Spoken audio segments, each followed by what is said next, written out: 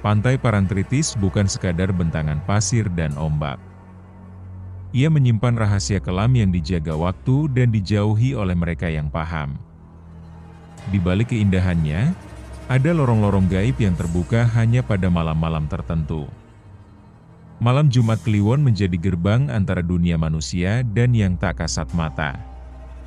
Inilah kisah Dina, seorang mahasiswi antropologi yang bersama teman-temannya mengejar misteri, namun menemukan sesuatu yang jauh lebih besar daripada ilmu, kutukan. Dina, Rian, Rio, Lilis, dan Bagas tiba di Parangtritis untuk penelitian lapangan. Mereka disambut angin laut dan matahari senja. Tugas mereka, meneliti ritual-ritual lokal yang berkaitan dengan legenda Nyi Roro Kidul. Di penginapan tua milik Pak Tarmo, mereka menemukan potret usang seorang wanita berkebaya hijau dengan tatapan tajam. Dina merasa ada sesuatu yang mengawasi sejak mereka datang.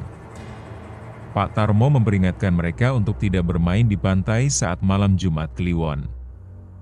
Ia menyebut adanya panggilan yang hanya bisa didengar oleh yang terpilih. Malam itu, Dina mendengar bisikan dari arah laut.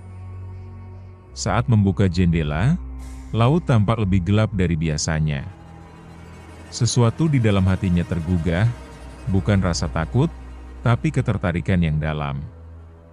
Di siang hari, rombongan menemukan sebuah formasi batu berbentuk lingkaran di pasir, dihiasi kelopak bunga dan sisa dupa. Rian mencatatnya dengan antusias, tapi Rio malah melangkah masuk ke tengah lingkaran.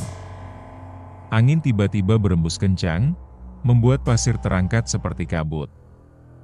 Kamera mereka merekam siluet samar seorang wanita berdiri jauh di tengah laut.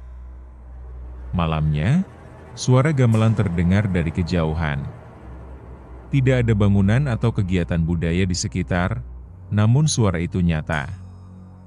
Rio mulai bertingkah aneh. Ia lebih pendiam dan sering menatap laut. Dina mencatat perubahan itu dalam jurnalnya. Lilis merasa mimpi buruk setiap malam, selalu sama, tenggelam di laut yang penuh tangan menariknya ke dasar. Rio tiba-tiba ambruk saat mereka kembali dari pantai. Matanya membelalak kosong, bibirnya bergetar menyebut nama-nama dalam bahasa Jawa kuno. Pak Tarmo melakukan ritual pembersihan, namun ia gelisah. Ia berkata Rio telah disentuh oleh yang tak seharusnya. Dina mulai merasa bersalah telah membawa teman-temannya terlalu jauh dalam pencarian ini. Rian menghilang tanpa jejak. Terakhir terlihat saat Fajar berjalan ke arah pantai sendirian. Hanya jejak kakinya yang tertinggal di pasir, berhenti tepat di bibir ombak. Tidak ada tubuh, tidak ada suara. Dina menemukan kamera Rian di kamar, dengan foto terakhir menunjukkan sosok samar berdiri di belakang mereka malam sebelumnya. Dina menemukan buku tua di rak penginapan, berisi catatan tangan dari tahun 1965 tentang ritual pemanggilan Ratu Selatan. Nama salah satu peserta ritual tertulis, Tarmo. Ia menuntut penjelasan. Dengan berat hati, Pak Tarmo mengaku dulu pernah melanggar batas, dan akibatnya ia terikat untuk menjaga tempat itu agar tidak ada yang mengulangi kesalahan yang sama. Malam Jumat Kliwon tiba. Dina merasa ditarik oleh kekuatan tak terlihat. Ia berjalan menuju pantai, diikuti oleh Lilis dan Bagas.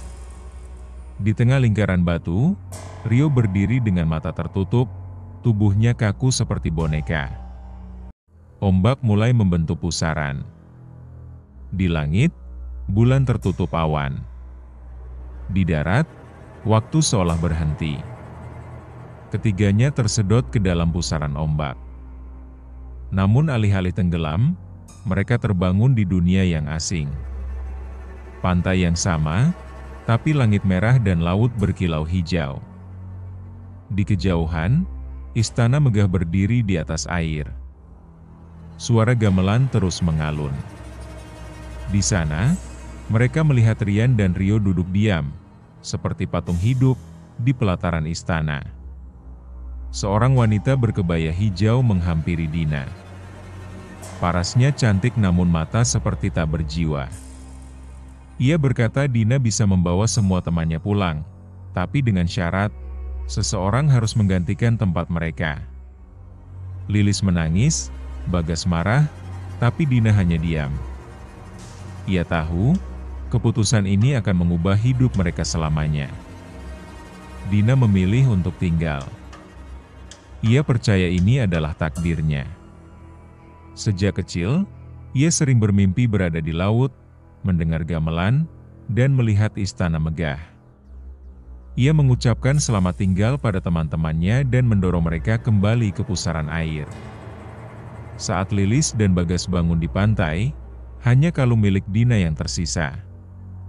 Lilis dan Bagas pulang ke Yogyakarta dengan trauma yang membekas. Mereka sepakat untuk tidak pernah menceritakan apa yang sebenarnya terjadi. Namun, setiap malam Jumat Kliwon, Lilis bermimpi melihat Dina menari di atas ombak, diiringi gamelan. Masyarakat mulai bercerita tentang munculnya seorang wanita penjaga laut baru. Dina kini menjadi bagian dari dunia gaib. Ia tak lagi manusia, tapi juga belum sepenuhnya makhluk laut. Ia menjaga perbatasan dunia dengan tenang. Ia melihat banyak jiwa datang, tertarik oleh keindahan pantai dan misteri yang dikandungnya.